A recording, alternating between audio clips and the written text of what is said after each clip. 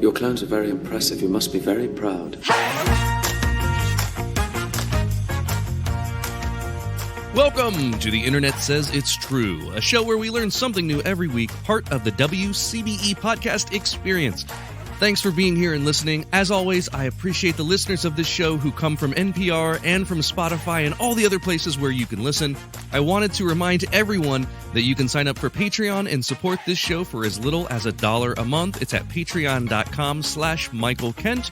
And there are some bonuses there for you as well. You can see video of the quick quiz every week, and it's the only place you can watch my show, Joke, Story, Trick. It's patreon.com/Michael Kent, and I appreciate all the support there. You can submit topics for this show at our website, theinternetsaysitstrue.com, and that's what Catherine in Indiana did. Here's what she sent us. Hey, Michael, it's Catherine in Indiana. I recently read that Barbra Streisand's dogs are actually clones. You should definitely look into this. Thanks, and love the show. Thanks, Catherine. Well, this is a weird one. I don't know anything about Barbra Streisand other than she's an EGOT winner, and that means she's one of the 16 people in history who have won an Emmy, Grammy, Oscar, and Tony Award. I think I can maybe name 2 of her songs. So I had a bit of Googling to do this week. And yes, Babs cloned her dogs.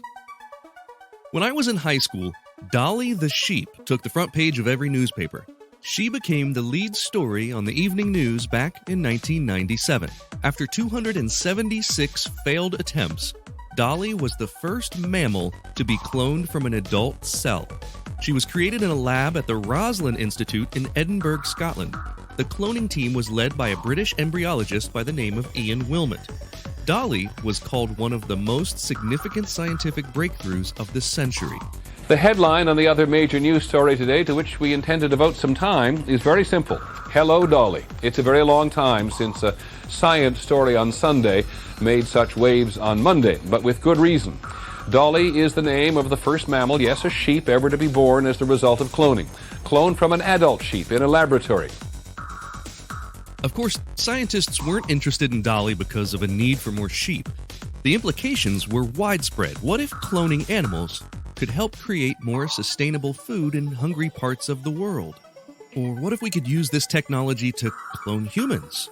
Or what if it could be used to save endangered species? Or even revive species that have gone extinct? Using sophisticated techniques, they extract the preserved blood from the mosquito and, bingo, dino DNA. The cloning process used a donor cell from a sheep's mammary gland. By the way, this is interesting. Wilmot claimed that this is the reason they named the sheep Dolly. They took the cell from the mammary gland, and they couldn't think of mammary glands more notable than those of Dolly Parton. I'm serious. That's why Dolly the sheep got that name. The cloning used a somatic cell in the process of nuclear transfer. Every description I read of the process is pretty much over my head, but here is a quote from Bill Ritchie, one of the embryologists at the Roslin Institute, describing the process. And I think this is him trying to dumb it down. Quote, "The simple way of describing nuclear transfer is that you take an oocyte, an unfertilized egg, and you remove the chromosomes. You then take a complete cell, which contains both male and female chromosomes, all of our cells do, apart from the gonads. You take that cell and fuse it to the enucleated egg, activate it, which starts it growing, and transfer it to a surrogate mother. Hopefully, with your fingers crossed, you will get a cloned offspring, a copy of the animal you've taken that cell from." End quote. So that's what he called the simple way of describing it, and I still don't know what any of that means. But it turns out you don't have to. What's important is that after 276 attempts, it worked. There had been other mammals that had been cloned prior to Dolly, including 6 other sheep that same day. But according to the Roslin Institute's website, what made her so special was that she had been made from an adult cell, which no one at the time thought was possible. And it spawned, pardon the pun, an endeavor to clone animals that continues to this day. Many large adult animals have been cloned since Dolly: deer, horses, bulls, and pigs, to name a few. 2 years ago, a lab in China created cloned monkeys in order to study medical diseases. But with all this progress comes controversy. There are obvious ethical questions when we talk about cloning. Many opponents fear a slippery slope to human cloning. Now, this hasn't been done, but cloning technology has been used to modify genes in human babies, an experiment that was hugely controversial and for which the scientist, He Jiankui, ended up being sentenced to spend 3 years in a Chinese prison. Animal rights groups oppose cloning for a few reasons. They cite those reasons as cloning attempts causing a large number of animals with severe deformities and health problems. They see the process as one that devalues life. Many of these groups also cite the fact that industries driving cloning are animal food and biomedical research, which are already industries which they oppose. There are many articles on the internet with a somewhat misleading headline that Ian Wilmot himself, the researcher who led the Dolly project, now opposes animal cloning.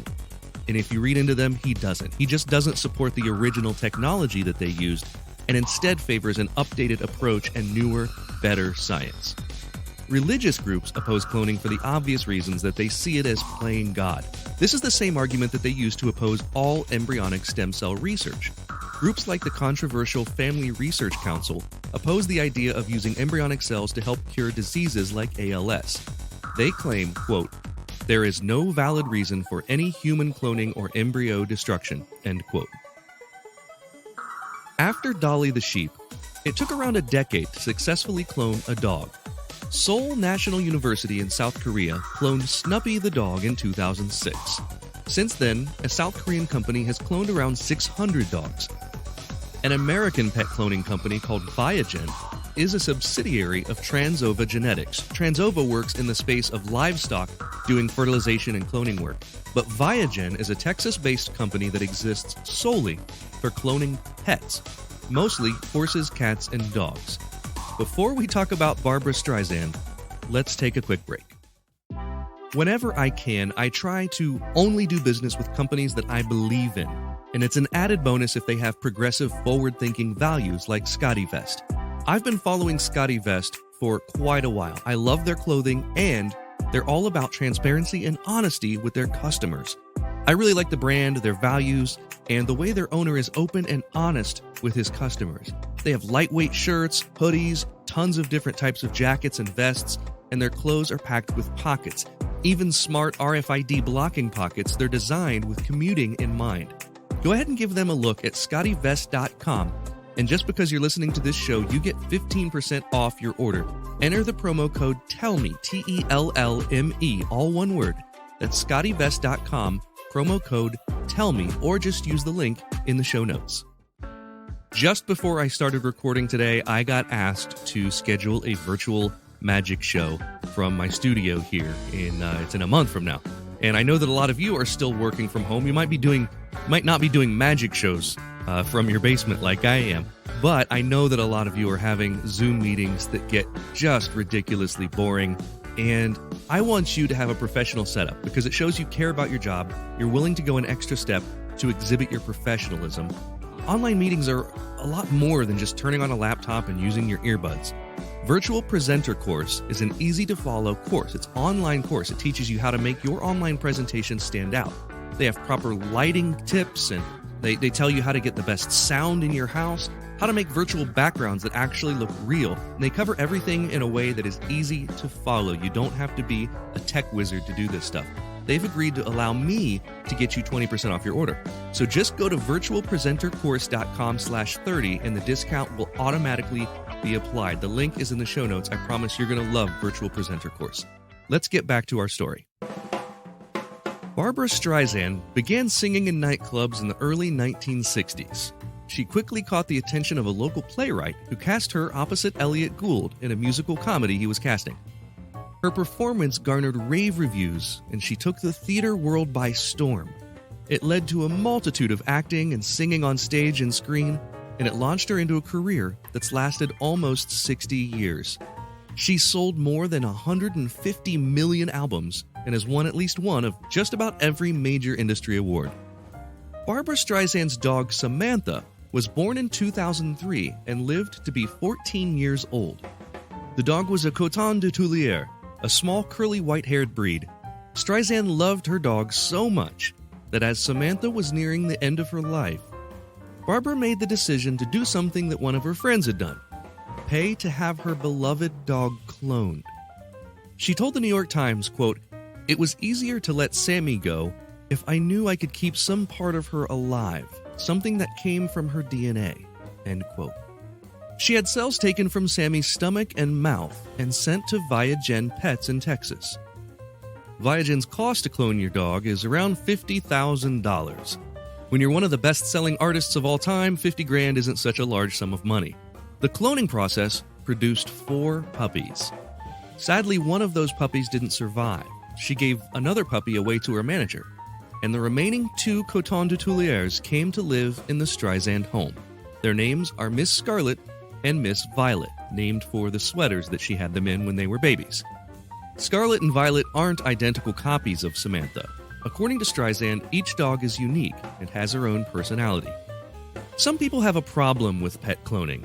There are the reasons we discussed earlier, and then there's a problem that so many dogs in shelters are in need of a home. According to the ASPCA, nearly 400,000 shelter dogs are euthanized every year. That organization has stated that they are calling for a moratorium on the research, promotion, and sale of bioengineered pets. You may agree or disagree with the idea of paying a boatload of money creating a carbon copy of your favorite pet.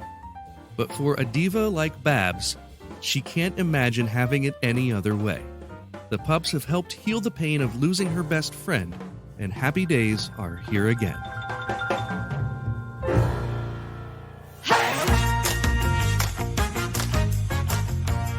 Now it's time for the part of the podcast where I call a friend, and today I'm calling comedian and actor Maria DeCotis. Maria made waves in 2020 with her hilarious viral videos impersonating and lip-syncing to audio from Andrew Cuomo's bizarre press conference statements. She trained with New York's Upright Citizens Brigade. She worked with Microbiglia on his Broadway show The New One. She's been featured in Vogue, New York Magazine, The New York Times, and Rolling Stone. Hello, Maria. Thanks for joining me today. Hi, thanks for having me. Now, you're coming to us from where? Brooklyn, New York. Brooklyn, fantastic. And are you all recovering from the crazy flooding that was happening in New York last week? Actually, nothing really bad happened on my street. My street stayed pretty dry, so I was okay, thankfully. That's awesome. And my buddy is in Queens, and he said the same. He said he's fine. You know how, like, you watch the news. I'm in Ohio. You watch the news, and it's like, oh my God, all of New York's underwater. But yeah, a lot of the footage from like the subway and stuff was really scary. It's crazy, absolutely. So you recently worked with Mike Birbiglia on his Broadway show, The New One. Can you tell us about what you did in that show? Yeah, so he had this sort of competition for an understudy for his show, because it's a one-man show, so the joke was kind of that he couldn't really have an understudy. So then he decided to do this kind of competition where he asked people to post videos on social media doing one of his monologues from one of his shows, and whoever won would be his understudy, and they would like open for him on Broadway. And so I chose a monologue from his show, My Girlfriend's Boyfriend, and it was the Scrambler monologue. I don't know if you're familiar with it, but he's on this ride, the Scrambler, and he's he's on a date, but he like throws up everywhere. Right. And so I translated it into Italian because I thought it'd be fun, because he's got a very Italian last name, so I thought he might appreciate it. And then I made a video, and he chose me to come open for him on Broadway one night. So that was amazing. That was. And you performed the entire thing in Italian with someone on stage translating what you were saying, which were his original work.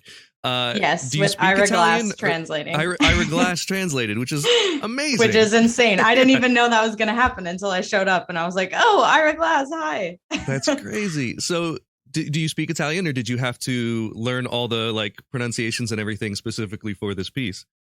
Oh no, I speak it. So okay, so it's fantastic. The bit is really funny, and you can see that on Maria's YouTube channel. Thank you. Yeah, no problem. What we're playing for is a topic that you don't know anything about, and for this first question, we're playing for promo. So if you get it right, I'll mention your YouTube channel to my multitude of just over 5,000 Twitter followers. If you get it wrong, you'll mention my podcast to your small smattering of 58,000 Twitter followers. Okay. Here's your question. Barbra Streisand has several dogs, which she shows off regularly on her Instagram. Two of them, Miss Scarlet and Miss Violet, are noteworthy for which of these following reasons? So one of these is true. A, they once belonged to her co-star from A Star is Born, Chris Christopherson. B, she accepted the dogs in lieu of payment for her work in Meet the Fockers. Or C, they were cloned from her previous pet, Samantha. Oh my gosh. Okay, I feel like it could be C. You gonna go with C? Yeah. You are correct, Maria. Those dogs are clones. I just feel like that's what a celebrity would do. Right. Yeah, exactly. There are all kind of ethical questions and everything that we got into in this episode. But I brought the question up to my wife. I said, would you clone one of our dogs if we could? And we really couldn't come up with an answer. We don't know. Well, first of all, it costs $50,000 to clone a dog. God. Okay. So that's one thing. But there's just the idea of you like a pet that much that you would just have that one pet forever, or similar versions of it. The pets, apparently the clones aren't exactly the same as the first dog, but appearance wise, they really are. So it looks the same, but does it have the same spirit? Probably the big debate. Right. And that's what you love about an animal, right? That's the thing that you want an animal because of. Usually people don't want another of their pet because of its appearance. I mean, that's a thing for show dogs and stuff, but not for pets. Mm-hmm. So you got that right, which means I might get you upwards of several Twitter followers after this episode. You're welcome. Question 2. For this question, we're playing for a double down on the previous question. So if you get it right, I will make 2 mentions. And if you get it wrong, no mentions from me, and you have to make a mention of me. Does that make sense? Okay. Of the podcast, not of me. I'm Here it is. This one's harder. Barbra's clones are Coton du Tulears, which is a white fluffy breed of dog, which is also known by which one of the following nicknames? One of these nicknames is an actual nickname for Coton du Tulear, which it kind of looks like a Bichon, maybe or a little white Shih Tzu. It's like a little fluffy dog. A. Okay. The royal dog of Madagascar. B. The cotton ball canine. Or C. The official dog of Fabrico, a cotton producer in Rochester, New York. I want to say B. B. The cotton ball canine. Yeah. It does sound like something you would hear on Thanksgiving Day from who's the guy that always does the color commentary on the Yukonuba or on the dog show that's after the parade. Oh yes. You know what I mean? It sounds like the cotton ball canine, they call it. Mm-hmm. Actually, the answer is the royal dog of Madagascar. Oh, wow. The Coton du Tulear is named for the city of Tulear, which is known as Toliara in Madagascar. This breed is thought to have originated from a group of small white dogs that swam across the Malagasy Channel following a shipwreck. So, they swam? Yeah, the doggies swam, apparently. And when you see these dogs, I mean, they're tiny little cotton balls. So, that would have been a sight. I know, my goodness. Yes. So, all right. So I'm going to get some Twitter followers, or at least the podcast will. Which the podcast, I do have a separate Twitter for the podcast, but no one follows that. Everyone just follows my Twitter instead of that because it's more interesting. There's so many accounts to keep up with. Yeah, I can't do it. I'm I'll just have one. I know. And yeah, it is that way. And I, in the very beginning, decided I was just going to do it that way. I was going to do everything through my own Twitter. And then after a while, I'm looking at my Instagram and it was just all me promoting the podcast. And so it got very boring. So I was I need to have that separate. And so now I do everything in 2 different things. And now that there are a lot of NPR listeners listening to the podcast, they put me on the new and noteworthy podcast list a few weeks ago. That's great. Congratulations. Thank you. But the great part about that is there are people that listen to the podcast that know me from the podcast, not from my other career, which is sort of where everyone else had come from before that. So it's nice. All right. Question number 3. For this question, we are playing for a coveted "The Internet Says It's True" sticker. These are very hard to come by, Maria. They're extremely valuable. And what they do is they stick on things. That's their use. I love that for them. Yes. ViaGen Pets is the company that Barbra Streisand used to clone her dogs at the cost of $50,000. According to ViaGen, which of these is the cost to clone your cat? A, $45,000, B, $50,000, or C, $25,000? I want to say it's cheaper just because I feel like dog breeding is such a huge industry and like there's so much money and attention and energy put into it. But I feel like cats, like people don't even really know what their cats are. They're just like, yeah, my cat is gray or what, like they don't right. ever know what kind of cat they have. So what was A was what? A was 45,000. B was 50,000, the same as a dog, and C was 25,000. I want to say it's like slightly cheaper for some reason. Okay. A? Unfortunately, Maria, the answer is C, $25,000. Can you believe that? They value a cat at half the value of a dog. I'm not surprised, actually. I should have right? gone with C. Are you a cat person or a dog person? I'm more of a cat person. I had cats growing up. Okay. I can appreciate dogs and like they're sweet, but I've had both. I'm a dog. I would consider myself a dog person, but I did have a cat for a while, and I am a dog person because I think cats can really. The problem is that I'm needy in terms of like attention, so and dogs give that to me, whereas cats do not. Yeah, see, I'm like more like give me my space. I need my time. Don't touch me unless I say so. and I feel like a cat, if you were to have a pet there in Brooklyn, like a cat would be a better New York pet than a dog. Yeah. Especially with time, you got to go and you got to find green space and everything else. Now, I think that in general, society feels like cats, like you said, you don't know what your cat is. You wouldn't tell people like the specific type of breed and color and type of your cat. You would just be like, I found it. Like this cat came by and now it's mine. Like I started feeding it. Now I have a cat. So the people at ViaGen, I don't know if they're dog people or if they just sort of are basing that on society's value, but half the price. They must be. Well, I feel like there's probably a higher demand for people who want to clone their dogs, because I feel like you were saying like that need for attention is probably like they're more dependent on their dog's love, maybe. Possibly. Whereas cat people are like, oh, whatever, like I'll just get another cat. Like, so maybe they're just. Yeah. Who would clone a cat? I feel like an evil villain would clone a cat, and that's just like, like, I don't know. I used to watch Inspector Gadget when I was a kid, and like there was always the guy that was like, you would always see the back of his head, and he would sit in the chair and be petting his cat. Like that guy he would need multiple of the exact same cat. Evil people always have a cat and a pinky ring. And a pinky ring. Yeah. And the pinky ring holding the ashes of the previous cat, maybe.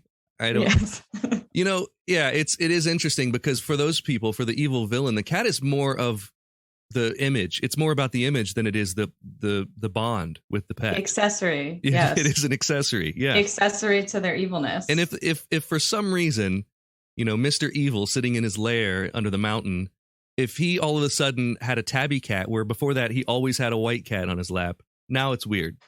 It'd be odd, yeah. Is he softening up? What's happening? I feel like a white cat is very evil signifying. Why is that? Because you feel like a black cat no one's holding a be. tabby. No one. A black cat is more spooky. Or maybe a hairless. I feel like it's more spooky than evil. Oh yeah, or a hairless is very evil. Is that a sphinx? What is a hairless? What is that? See, I don't even know what they're called. I don't know what cat breeds are. Yeah, I don't know what they're this called. is the point. You would never clone a cat because you don't know. Exactly. If it was hairless, you'd be like, I don't know. It was a black cat and then it was hairless. It was a white cat. It used to maybe be a tabby and then alopecia. I don't know. I don't know what's happening with this cat. Yeah.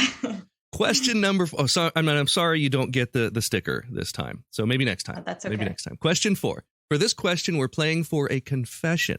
If you get it right, I'll tell you about a time something embarrassing happened to me on stage. If you get it wrong, you have to tell me an embarrassing story from the stage for you. If you can think of one of those, do you have one in mind? Yeah, I can think of one. Okay. Which one of these men is not an ex-husband of Barbra Streisand? Here are your 3 choices. A, James Brolin. B, Elliot Gould. Or C, Barry Gibb. Which one is not? Yeah, so 2 of these men were ex-husbands of Barbra Streisand. A, James Brolin. B, Elliot Gould. Or C, Barry Gibb. I want to say C, Barry Gibb. This is just a shot in the dark. You are correct. Trust your gut. Barry Gibb and Barbra Streisand did sing duets together, but they were never married. They actually, in 1981, during the Grammy Awards, shared a kiss, a very passionate kiss on stage, which led to rumors galore. But she was never married to Barry Gibb. She was married to, her first husband was Elliot Gould, who back in the mid-'60s, she was cast against in New York City on Broadway.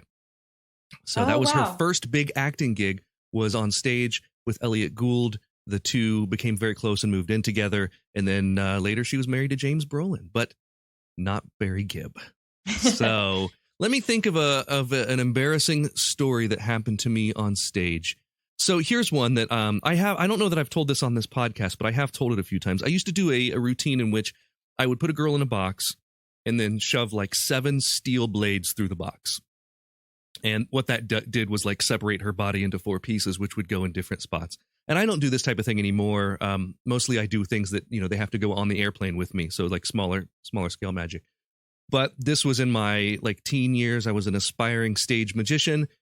And on this one particular show, the girl that I had been rehearsing with that was going to do this show with me, and we were performing for, it was like a Rotary Club. It was like 150 Rotarians. And she went out and got high, like backstage before the show. I did not know this, not a big deal, except she missed the cue when she was supposed to like get down on the bottom part of the box. So when I shoved the blade into the box, I shoved it into the back of her head. Oh my God, what? Yes, that happened. And the next thing I heard, are you serious? This happened. Yeah, this happened. I shoved it into the, now these aren't like razor sharp, gonna slice skin type of thing, but they are steel and solid. And I did hit her in the very base of the skull. And I don't know if I knocked her out or if she just fell, but she was, the next thing I knew, she's crumpled in a ball in the bottom of the boxes. It was bad. It was very bad. But ironically, that's exactly where I needed her to be for the next step of the trick. So, like how it worked. But what was supposed to happen then was after I rearranged the boxes, I opened the little windows on the boxes and they can see, oh, her head's down here and her, her waist is up here and her feet are here. And she's rearranged, right? It's called the mismade lady illusion. And none of that stuff was where it was supposed to be. There were no legs. There were no. And so the audience just saw me open the doors and then like react and then close the door and look at the audience like, oh my gosh, like, like they were supposed to just, like I was experiencing the magic and then translating it through facial expressions to the audience. Did they know something was wrong or were they I really confused? don't know. I really don't know. I would assume that they knew something was wrong. Something was up. But they don't know what's supposed to happen really. And that's sort of how a lot of magic works is, they don't know if you mess up because they don't know what it was supposed to look like. So by the time that the boxes were rearranged at the end of the routine, she was back up and she was fine and she stepped out. And that was that. And we did get into a big fight and broke up soon after that. But that's, that's show business, baby.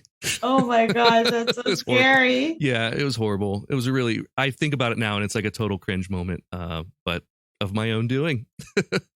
Yeah, I just feel like that's like a horrifying moment on stage more than it is like, I guess it's a little embarrassing because the trick was messed up, but it's more like, did I just kill someone? Did I just kill someone in front of 150 Rotarians? Oh my God. Yeah. Yeah. It could have been real bad. Luckily the blades weren't, super sharp to actually cut someone into pieces. Oh my gosh. Okay. Question number 5. This one is for all the marbles. If you get this wrong, Maria, I'm banning you from this show, never to be asked on again. This is a question we asked our guest last week, and I really liked the question, so we're going to stick with it for a while. Here's your question. What piece of advice would you give to a 17-year-old Maria DeCotis? Yeah, I think that I would tell a 17-year-old Maria DeCotis that not to listen to people who bring you down or reject you or say, like, you'll never be successful or you'll never do this or you'll never accomplish this. Just to trust yourself, to trust your own talent and worth, and know that no matter what anyone says, you have the strength, you have the talent, you have everything that you need, and it doesn't matter what anybody else says. I will take that as a right answer. That's fantastic advice. So if you're listening to this and you still don't know what you want to do, don't freak out about it. Because, I'm a professional magician for a living. It's the weirdest thing. I tell people all the time, there are people who build Legos for a living. Like, those people didn't think that was going to happen, and now it's an amazing thing. So stick with it. Maria DeCotis, it was so awesome to have you on the show today. Can you tell people where you would prefer them to find you online? Yes. So you can just follow me on any of my social medias. It's just at my first and last name, at Maria DeCotis. Fantastic. So, well, have a wonderful week. Yeah, no problem. You were great. I appreciate it. And I look forward to more stuff from you in the future. Thank you. Well, that's all for this week. Thank you so much to Catherine for the show topic and Maria DeCotis for being my guest. Here is the voice of a small clone that I had made. Thank you for listening to The Internet Says It's True. Don't forget to join up on Patreon if you want to see the unedited video of the guest appearance or to hear bonus episodes. You can do that at patreon.com/Michael Kent. Also, if you learned something that you didn't already know from the show, please visit iTunes and leave us a review with 5 stars and a few words. That's the rule. You gotta do it. That helps us a ton because that's how the algorithm works, to get the podcast suggested to more people. And that way we can keep learning something new. If the internet says it's true. The Internet Says It's True would like to thank the Patreon subscribers whose monthly contributions help make this show possible. Sean Brown, Catherine Morgan, Taylor Hurt, Tony Ford, Bryce Swanson, Eugene Anderson, Matt McVeigh, Jim Martin, Joanne Martin, Josh Van Allen, and the show's official emperor, Kicktrack.